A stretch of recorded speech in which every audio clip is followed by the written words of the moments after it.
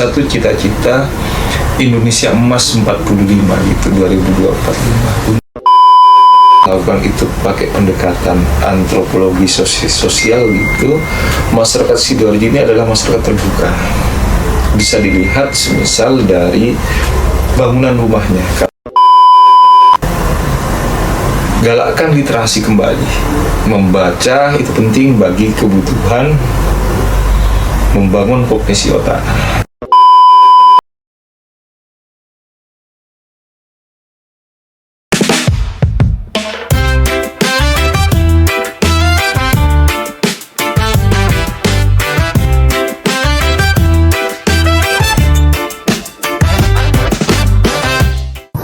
Assalamualaikum warahmatullahi wabarakatuh. Halo teman pemilih, selamat datang di Delta Podcast. Kembali lagi bersama saya Rahma. Dan di episode kali ini kita bakal ngobrolin lagi soal cerita pemilu dari balik layar. Nah, narasumber kita hari ini adalah orang nomor 1 nih di KPU Sidoarjo. Beliau lahir di Sumeneb, Madura dan menempuh pendidikan S1 Sosiologi di UIN Jogja. Sebelum menduduki jabatannya yang sekarang, beliau ini pernah menjadi anggota KPU Sidoarjo, Divisi Sosdikli, SDM dan Parmas pada periode 2019 sampai 2024. Daripada penasaran, langsung saja kita sambut Ketua KPU Sidoarjo, Bapak Fauzan Adim. Selamat datang, Bapak. Ya, selamat datang. Terima kasih, Bapak, sebelumnya sudah hadir di Delta Podcast. Ya. Bagaimana kabarnya hari ini, Bapak? Kabar hari ini alhamdulillah baik. Alhamdulillah baik, sehat ya, Pak? Alhamdulillah. Oke, nah sebelum kita lanjut ngobrol nih, Pak, mungkin boleh disapa dulu teman pemilih kita yang lagi nonton. Halo teman-teman pemilih, semoga pada Rabu pagi hari ini semua dalam keadaan sehat dan tetap semangat menyongsong pemilu insyaallah yang akan dilaksanakan nanti pada tahun 2029. Tetap semangat dan kembali menjadi pemilih yang cerdas untuk Sidoarjo. Amin, amin, amin. Nah, kita lanjut ngobrol ya, Pak ya. Ini saya mau cerita nih, Pak. Jadi semenjak saya masuk di KPU ini, saya tuh banyak banget dapat pertanyaan dari teman-teman. Kayak KPU itu kalau nggak pemilu ngapain sih kerjanya? Nah, mumpung sekarang ada Pak Fauzan nih, sumber A1-nya KPU Sidoarjo, mungkin bisa dijelasin ke teman pemilih kita yang mungkin juga di hatinya itu punya pertanyaan yang sama kayak teman-teman yang lain gitu, Pak. Akhir-akhir ini KPU Sidoarjo itu kesibukannya lagi ngapain sih, Pak? Pertanyaan umum itu. Iya. Jadi seakan-akan ketika bicara pemilu itu bicara pada hari pemungutan. Padahal ketika hari pemungutan itu sebenarnya KPU tidak ada pekerjaan malah. Karena apa? Karena ketika hari pencoblosan tugas KPU adalah memonitoring TPS-TPS yang telah kita tetapkan. Nah, sebelum itu, sebelum hari pemungutan justru pekerjaan KPU cukup padat, termasuk pada hari ini. Ada persiapan-persiapan yang kita lakukan, semisal salah satunya hari ini KPU disibukkan pada persoalan Joktas misal. Lalu konsolidasi termasuk pada ruang-ruang komunikasi dengan beberapa pihak yang itu menjadi ruang kerjasama KPU, salah satunya dengan Kesbang semisal, atau dengan pemerintah daerah, atau bahkan dengan Kominfo Sidoarjo. Kenapa kita melakukan kerjasama itu? Salah satu ruangnya adalah melakukan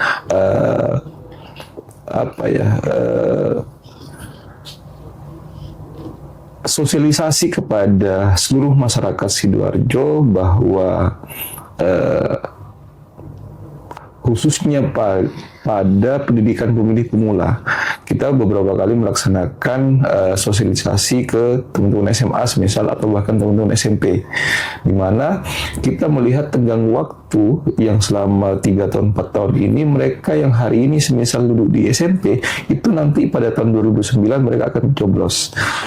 Teman-teman SMA yang hari ini mungkin pada pemilu kemarin dia mencoblos, akan tapi karena dia masih pemilih pemula, dia butuh skill, dia butuh gambaran yang perlu kita matangkan. Dengan jargon pemilih yang cerdas itulah kita bagaimana membidik teman-teman pemilih untuk keluar dari kebiasaan-kebiasaan yang itu selalu dianggap bahwa pemilu itu adalah money politik. Nah, kita sadar bahwa pemilu itu tidak hanya pada bagaimana pemilih itu datang ke TPS, tetapi juga masa depan bangsa itu ditetapkan di sana. Karena kenapa? Pemilu juga menjadi ruang evaluasi bagi masyarakat.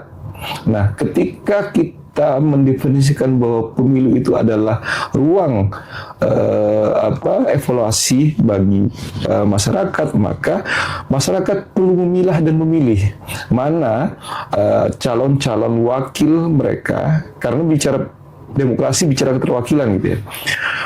Maka keterwakilan itulah yang diasumsikan oleh calon pemilih atau pemilih itu untuk menetapkan pilihannya benar-benar pada orang yang tepat, orang yang cerdas, dan mungkin tanpa kerisauan, tanpa kejanggalan lagi, mereka dengan cukup sadar memberikan hak pilihnya. Maka hari ini selain bicara sosialisasi, bicara ruang-ruang konsolidasi, bicara coktas, tapi ada satu hal lagi adalah internalisasi di KPU. Kalau kita ingat bahwa jargon KPU adalah memilih, misal, maka jargon KPU adalah melayani, maka sebelum kita bicara eksternal, maka di internal kita benahi. Salah satunya adalah bagaimana kita melakukan pemantapan dan lain-lain. Ya. Oke, berarti KPU emang masih banyak yang dikerjakan, malah kalau nggak pemilu itu banyak yang dikerjain. Sangat banyak. Ya, sangat banyak. Contohnya juga KPU Sidoarjo saat ini sedang melaksanakan coktas ya Pak ya. Selain itu juga masih aktif melakukan sosialisasi ke teman-teman pemilih, ke teman-teman SMP dan juga SMA seperti itu. Oke, nah kalau dari sisi Bapak sendiri, sebagai ketua KPU nih, kegiatan yang paling menyita waktu belakangan ini tuh apa sih Pak? Sebagai ketua. Sebagai ketua ya, iya. Dan sebagai bukan ketua, karena itu melekat. Oke, boleh. Sebagai ketua ada banyak hal sebenarnya yang perlu kita siapkan. Salah satunya kembali kepada internalisasi, bagaimana menyiapkan sumber daya manusia di internal KPU sendiri, yang insya Allah mungkin kurang lebih pegawainya di sekitaran 34 sampai 40-an lah ya. Nah, bagaimana kita menyiapkan mulai dari depan, semisal dari JS-nya, jadi kecaksana dia melaksanakan fungsinya sampai pada bagian belakang. Karena bicara citra itu bicara kehidupan, bicara citra juga bicara pada perilaku ya. Jadi tidak mungkin semisal kita membiarkan ketika ada tamu masuk misalnya, tiba-tiba JS kita bahkan tidak tahu. Nah, maka evaluasi tamu awal adalah mencitrakan KPU itu tidak sigap, misalnya, itu yang pertama. Kedua, ketika ada surat menyurat, maka saya sebagai KPU biasanya surat masuk itu minta disposisi dan sebagainya macamnya. Yang paling penting sebenarnya adalah kembali ke tadi, menyiapkan formula manajerial di internal kantor. Maka ketika saya kebetulan atau menjadi pemimpin apel, saya selalu katakan bahwa Senin itu jadikan sebagai pintu pembuka hari.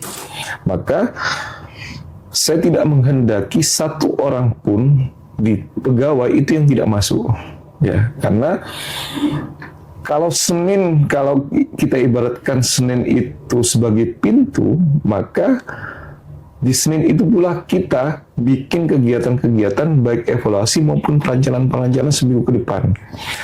Entah nanti perencanaannya adalah sebagai satu motivasi teman-teman, satu kegiatan yang bersifatnya pengayaan intelektual maupun disiplin-disiplin yang lain. Akan tetapi kembali lagi bahwa untuk menyiapkan pada tahapan 2029, selain pada kesiapan administrasi, yang harus kita lakukan adalah kesiapan pada sumber daya manusia, fisik, pikiran, pengetahuan, dan lain-lain itu. Berarti lebih ke mempersiapkan SDM dari internal sendiri untuk tahapan berikutnya, Pak ya. Oke. Nah, ini saya mau ngomongin perjalanan karirnya Pak Fauzan nih sebelum jadi KPU. Ya. Pak Fauzan ini kan di periode sebelumnya menjabat sebagai anggota KPU Sidoarjo di divisi Sostikli, SDM dan Parmas ya Pak. Nah, itu kan pastinya dulu itu sering banget turun ke masyarakat Pak. Ya. Kira-kira ada nggak sih Pak cerita yang masih keinget sampai sekarang waktu entah itu mungkin mensosialisasikan atau mungkin ada acara-acara kegiatan yang lain ketika jadi anggota divisi Sostikli Parmas? Ya. Pengalaman saya di KPU dari 2019 sampai 2024 dan alhamdulillah 2024 insyaallah nanti sampai pada 2029 ada banyak hal sebenarnya. Jadi kalau yang lucu pada waktu itu, saya terpilih jadi anggota KPU pada waktu itu, bahkan saya tidak tahu tempat kantor ini. Tapi saya tidak mau ngomong di situ, bahwa pentingnya kita melakukan sosialisasi dan pendekatan adalah yang awalnya orang yang tidak tahu itu menjadi tahu. Awalnya orang yang tidak kerasan menjadi kerasan, karena apa?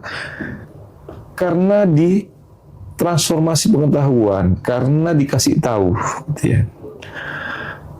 Ada banyak hal ketika saya menjadi anggota KPU, walaupun pada waktu itu, kalau saya boleh sombong gitu ya, sejarah pilkada di Sidoarjo ketika bicara tentang partisipasi masyarakat, hampir rata-rata tingkat partisipasinya 65 ke bawah. Dari periode ke periode. Nah, alhamdulillah kemarin kita juga waktu itu saya jadi divisi sosialisasi dan sumber daya masyarakat, walaupun ada beberapa hal yang menjadi rintangan. Salah satunya kalau saya boleh curhat juga, salah satunya adalah ketika kita melaksanakan rekrutmen ad hoc. Ada berbagai hal yang mungkin kurang berkenan di kacamata kita ya, di internal waktu itu ketika dan itu juga sering saya sampaikan ketika ada konsolidasi baik di tingkat provinsi maupun nasional, termasuk juga kemarin saya sampaikan ke pemerintah daerah. Ketika pelantikan ad hoc kita selesai, misal itu yang paling bekas di hati saya. Ketika pelantikan ad hoc kita selesai, kita ada beban tambahan atau ada tugas tambahan adalah merekrut sekretariat. Nah, rekrutmen sekretariat ini adalah usulan dari pemerintah kecamatan maupun pemerintah daerah yang itu diusulkan ke pemerintah daerah melalui bupati dan di-SK-kan, baru kita SK-kan kembali. Akan tetapi ada berbagai macam faktor persoalan yang saya anggap tidak selesai ketika rekrutmen badan ad hoc-nya. Ada beberapa orang yang mungkin tidak terpilih menjadi badan ad hoc PPPS maupun PPK. Ketika kita minta, semisal kadang-kadang kita tidak dikasih sekretariat, bahkan ada beberapa desa kemarin, saya tidak akan sebutkan desanya, dia tidak memberi pinjaman untuk ruang sekretariat. Padahal jelas ketika bicara Permendagri misal bahwa pemerintah daerah wajib memfasilitasi semua kebutuhan terkait dengan pemiluan. Nah, ada beberapa desa itu, bahkan termasuk kemarin ketika pemilu, ada beberapa desa yang menghendaki ketua ad hoc kita atau ketua PPK itu untuk dimundur. Karena internal di mereka itu yang tidak ketemu atau miskomunikasi, atau bahkan mungkin ada persoalan individu antara si orang tersebut dengan di internal BPK kita. Nah, itu menunjukkan bahwa mungkin PR ke depan bagi kita adalah, dan juga saya berharap kepada pemerintah daerah untuk sama-sama melaksanakan, karena bagi saya penting konsolidasi itu dilakukan ya. Selain adalah menjadi ajang silaturahmi, juga menseragamkan pikiran kita. PR-PR yang kemarin kita lakukan, yang mungkin juga kurang, itu perlu ditambah. Dan pengalaman yang paling berkesan, saya terpilih menjadi salah satu orang pegawai KPU, waktu itu anggota KPU, yang melaksanakan pilkada pertama dalam keadaan COVID waktu itu. Luar biasa. Dan alhamdulillah tingkat partisipasi waktu itu di angka 71% sekian. Nah, itu yang saya katakan tadi bahwa sejarah tingkat partisipasi di Sidoarjo itu memuncak pada waktu itu. Gitu. Terus selama periode 2019 sampai 2024 itu tantangan terbesar yang Bapak hadapi itu kira-kira apa sih, Pak? Tantangan ya. Saya tidak pernah menganggap ada tantangan. Oke. Karena tantangan itu akan ada kalau itu kita jadikan beban. Maka saya anggap bahwa misal KPU RI waktu itu menargetkan tingkat partisipasi itu di angka 80 sekian gitu.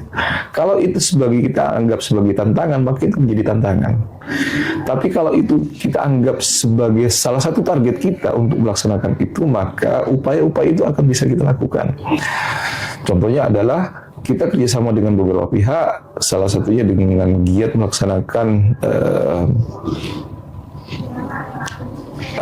waktu itu kerjasama.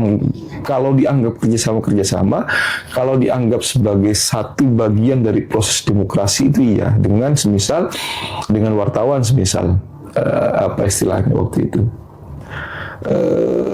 Saya lupa namanya. Jadi kita giat melaksanakan itu, kita anggap sebagai media itu salah satu bagian dari kita untuk menyampaikan informasi di samping media kita gitu ya, KPU. Itu yang pertama. Yang kedua, kita juga minta kepada pemerintah daerah melalui Kesbang untuk giat melaksanakan sosialisasi di beberapa segmen, karena sosialisasi itu benar apa yang dilakukan dulu mungkin ya, apa yang bukan dicapai, diklasifikasi oleh pimpinan kita bahwa sarana itu juga harus disesuaikan pada segmen. Ya, maka di KPU ketika bicara pemilu itu ada segmentasinya, ada segmentasi pemula, ada segmentasi disabilitas, ada segmentasi keluarga, ada segmentasi yang lain-lain gitu ya. Maka dengan ketika kita memahami segmentasi itu, kita juga harus memahami cara kita melaksanakan sosialisasi sehingga target sosialisasi kita tercapai. Makanya kita minta kepada pemerintah daerah melalui Kesbang waktu itu melaksanakan sosialisasi kepada komunitas-komunitas. Salah satunya adalah semisal komunitas keagamaan, semisal ada Kristen, Hindu, Buddha, Muslim, dan sebagainya macamnya. Lalu pada di tingkatan pemilih pemula, di situ ada SMA dan sebagainya macamnya. Lalu ada disabilitas. Bahkan alhamdulillah waktu itu, dan kebetulan juga waktu itu saya jadi anggota, itu kita terpilih menjadi salah satu contoh desa peduli pemilu dan pemilihan waktu itu, yang ditempatkan di daerah Balongbendo, dan alhamdulillah hal itu terfollow up dan sampai hari ini mungkin kita bisa komunikasi itu. Semoga program itu masih ada follow up gitu ya, lanjut, karena semoga harapan itu bahwa pemilu yang berintegritas, pemilu yang dicita-citakan oleh semua pihak termasuk KPU, pemilih maupun peserta pemilu itu berjalan sesuai dengan apa yang dicita-citakannya. Tentunya ada perbaikan-perbaikan sesuai dengan zaman yang ada. Gitu. Kalau dulu misal kita sosialisasi mesti harus tetap muka, sekarang bisa melalui podcast, dan perubahan-perubahan itu mungkin selalu kita kembangkan. Oke. Nah, Pak Fauzan kan setelah pernah di dua posisi nih sebagai anggota divisi dan sekarang jadi ketua. Nah, menurut dari Bapak sendiri, perbedaan yang paling kerasa itu di bagian mana sih Pak? Antara dua peran ini yang sudah dijalankan selama ini? Tanggung jawab. Tanggung jawabnya lebih besar gitu ya Pak? Ya, tanggung jawab ketua lebih besar. Karena waktu itu saya jadi anggota, saya lebih fokus pada, walaupun sebenarnya di KPU itu kan, apa istilahnya? Saya lupa udah. Intinya begini, waktu saya jadi anggota, itu saya merasa bahwa kekurangan saya menjadi anggota itu bisa di backup sama ketua. Ketika saya menjadi ketua pada hari ini, saya karena di KPU itu kan ketika saya ngomong keluar, kalau dulu saya di divisi, kebetulan saya divisi sosialisasi pada waktu itu, sehingga ketika saya ngomong keluar, itu saya posisi sebagai ketua, bisa. Jadi saya bisa ngomong semua divisi gitu. Tapi divisi yang lain itu tidak boleh. Semisal divisi teknis, dia itu ngomongin divisi sosialisasi ketika dia bicara di publik, dia tidak boleh. Beda dengan divisi sosialisasi pada waktu itu. Nah, sama dengan saya pada hari ini. Akan tetapi, karena posisi label ketua itu grade-nya lebih tinggi ketika kita ngomongin keluar, maka secara bahasa, secara kosakata, bahkan pada penguasaan materi, mungkin itu yang pertama. Yang kedua, saya juga harus beda lah gitu ya grade-nya itu. Kalau dulu saya merasa kalau saya salah nanti ada ketua gitu. Nah, sekarang saya jadi ketua, ketika salah siapa gitu. Jadi kalau dulu itu masih ada backupnya Pak ya, tapi kalau sekarang merasa aja, bukan ada backupnya. Oh, merasa ada backupnya. Kalau dulu saya menjadi anggota, kalau ada salah, saya beranggapan bahwa nanti dibutuhkan ketua atau nanti di backup ketua dan sebagainya macamnya. Nah, sekarang jadi ketua, siapa yang merasa ya gitu. Mungkin yang di atas Pak yang ngomong backupnya Pak ya. Karena kita semua backupnya tuh yang di atas Pak. Iya. Nah, kalau dari pandangan Bapak nih, tadi Bapak juga sempat cerita kalau partisipasi pemilih itu dari periode ke periode lambat laun semakin naik, Pak ya. Kalau menurut Bapak sendiri, masyarakat Sidoarjo ini sebenarnya seberapa antusias sih Pak soal pemilu? Sangat tinggi ya masyarakat Sidoarjo itu. Kalau kita sedikit pakai landasan teori gitu ya. Jadi kalau kita melakukan itu pakai pendekatan antropologi sosial gitu, masyarakat Sidoarjo ini adalah masyarakat terbuka. Bisa dilihat semisal dari bangunan rumahnya. Kalau kita pindah, mereka jarang ada. Kalau di desa-desa ya, saya tidak ngomongin di perumahan karena segmentasinya sudah berubah. Yang setiap rumah sudah ada pagar biasanya kalau di perumahan. Tapi kalau kita sedikit bergeser pada perkampungan dan sebagainya macamnya, mereka lebih homogen. Jarang sekali satu rumah itu ada satu pagarnya. Itu menandakan bahwa kalau secara sederhana kita pakai pendekatan sosiologi antropologi atau antropologi sosiologi, bahwa mengatakan bahwa masyarakat Sidoarjo adalah masyarakat terbuka, masyarakat homogen. Jadi apapun yang menurut masyarakat itu rasional, bisa selama informasi itu tersampaikan, maka mereka akan menerima. Maka dengan sedikit landasan teori itu, saya menganggap bahwa tingkat antusiasme masyarakat Sidoarjo itu tinggi. Apalagi masyarakat Sidoarjo dikenal sebagai kota penyangga. Bayangin, kalau kita ingat dan itu menjadi satu rumusan bahwa pemilu itu dilaksanakan pada hari libur atau yang diliburkan nasional. Gitu ya. Maka ketika kita kembali pada kota penyangga yang lebih banyak masyarakat aktivitasnya di Surabaya atau di kota-kota yang lain, ketika hari H, mereka harus datang. Bukan harus datang, mereka rela datang ke TPS untuk memberikan suaranya. Itu yang pertama. Yang kedua, ketika kita laksanakan sosialisasi, antusiasme mereka tinggi datang. Tidak hanya datang, tapi juga menyimak. Tidak hanya menyimak, tapi juga mereka berinteraksi. Mereka bertanya, berdialog, dan sebagainya macamnya. Nah, komponen kedua itu, menurut saya adalah satu indikator dari tingkat antusiasme masyarakat tinggi. Yang paling penting ketika kita bicara administrasi adalah tingkat partisipasi. Walaupun secara teori bicara di KPU itu ada dua pemilihan, ada dua pencoblosan, ada pemilu sama pemilihan gitu. Walaupun di ini pemilu karena yang dipilih itu lebih banyak. Di Sidoarjo, alhamdulillah tingkat partisipasinya mesti di atas 80. Gitu ya. Pemilu kemarin kita 80, sekian. Pilkada kemarin 2024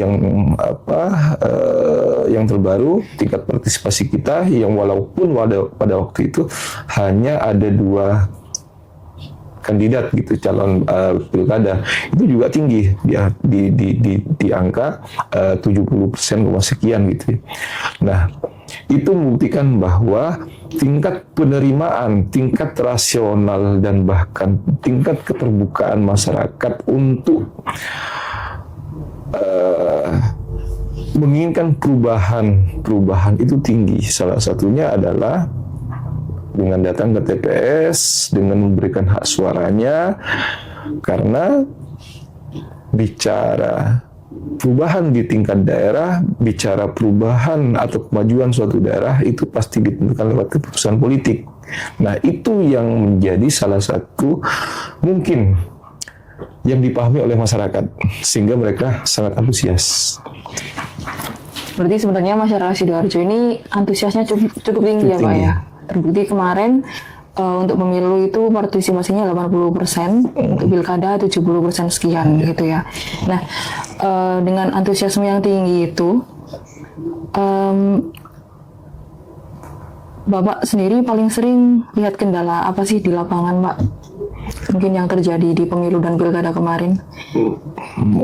Kalau kendala sih, hanya biasa ya kalau kendala. Mungkin ada beberapa miskomunikasi, itu aja mungkin. Dan beberapa PR-PR yang lain, misal ketika kemarin waktu pemilu, pelaksanaannya berdepatan dengan hujan. Mungkin khawatir banjir di TPS-nya, maka kita minta beberapa relokasi. Itu aja sebenarnya. Nggak ada yang cukup fundament yang mengakibatkan bahwa kejadian di Sidoarjo ini yang cukup fatal gitu. Walaupun mungkin perlu kita perbaiki dan kita pahamkan kembali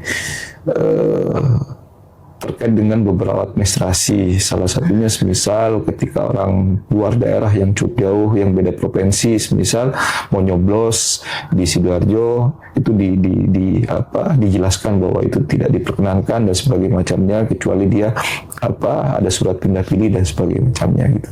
Jadi kendala-kendalanya emang nggak terlalu fatal ya Pak, ya cuman administrasi kayak gitu-gitu aja. Nah, kira-kira faktor apa sih Pak yang paling mempengaruhi orang-orang itu untuk mau datang ke TPS? Apakah sosialisasi kah?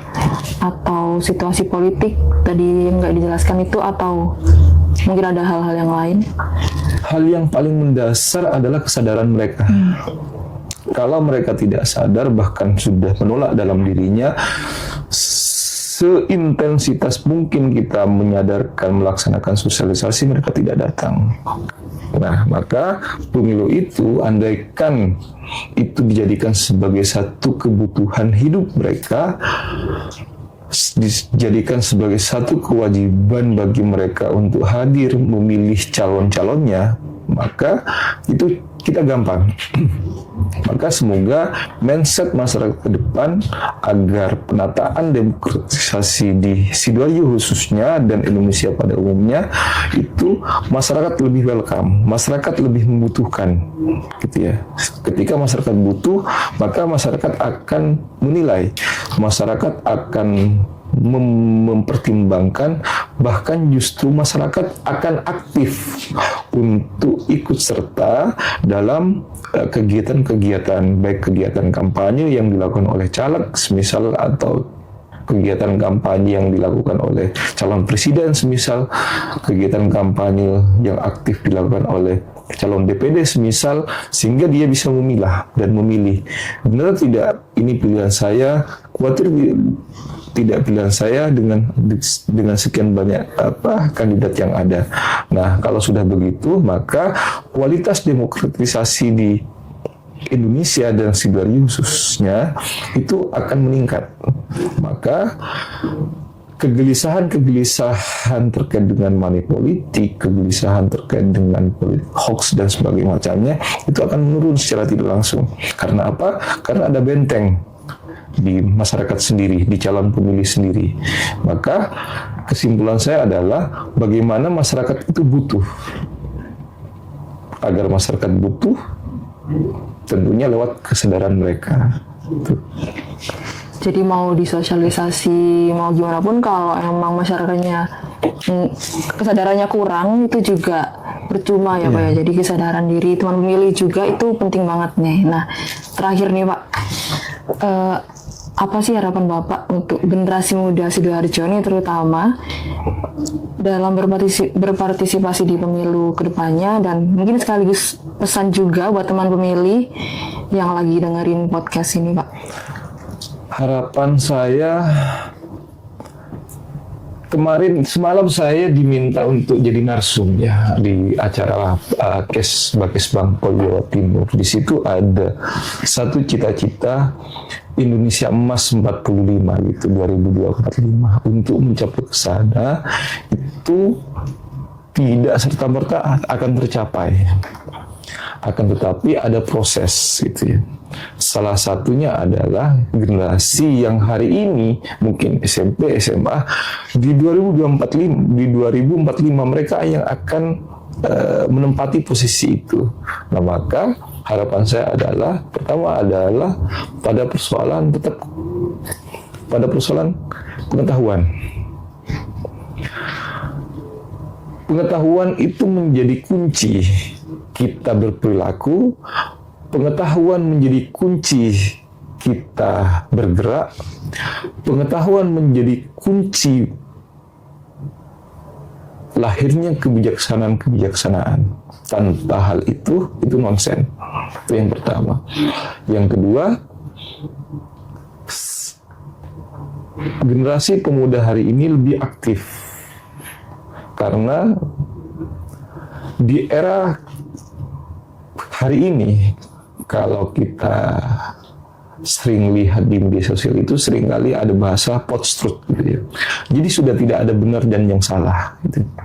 Jadi bisa ketika hal itu dilakukan secara terus-menerus, walaupun salah itu bisa jadi benar. Maka lewat dasar pengetahuan itulah generasi pemuda, generasi pemilih hari ini itu lebih pintar dalam melakukan filter dirinya, memahami bahwa hal itu keliru dan sebagainya macamnya. Terakhir, galakkan literasi kembali. Membaca itu penting bagi kebutuhan membangun kognisi otak. Jadi tanpa membaca, ya bagaimana cita-cita 2045 emas itu akan tercapai, maka akan nonsen. Seperti halnya harapan KPU yang menginginkan perubahan-perubahan kalau tanpa ditopang pada kesadaran kolektif kita sendiri. Luar biasa sekali dari penjelasannya Pak Fauzan ini. Tadi teman pemilih jangan lupa membaca untuk memperbanyak pengetahuan ya. Oke. Nah, hari ini kita udah dapat banyak banget insight dan juga cerita dari Pak Fauzan, dari mulai perjalanan karirnya, terus tantangan yang dialami Pak Fauzan, terus upaya-upaya untuk meningkatkan partisipasi masyarakat juga. Semua itu tadi membuka mata kita bahwa proses demokrasi ini berjalan karena kerja keras, kolaborasi, dan komitmen untuk melayani. Sekali lagi terima kasih banyak Pak Fauzan. Sama-sama. Dan tentu terima kasih banyak untuk teman pemilih yang sudah nonton dari awal sampai akhir. Semoga obrolan ini bisa membawa manfaat untuk teman pemilih semuanya dan makin siap berpartisipasi aktif dalam setiap proses pemilihan di Kabupaten Sidoarjo. Jangan lupa untuk follow sosmed KPU Kabupaten Sidoarjo dan nantikan episode Delta Podcast selanjutnya. Saya Rahma pamit undur diri. KPU melayani KPU Sidoarjo Selalu di hati. KPU Sidoarjo on fire. Terima kasih. Sampai jumpa. Wassalamualaikum warahmatullahi wabarakatuh. Waalaikumsalam warahmatullahi wabarakatuh.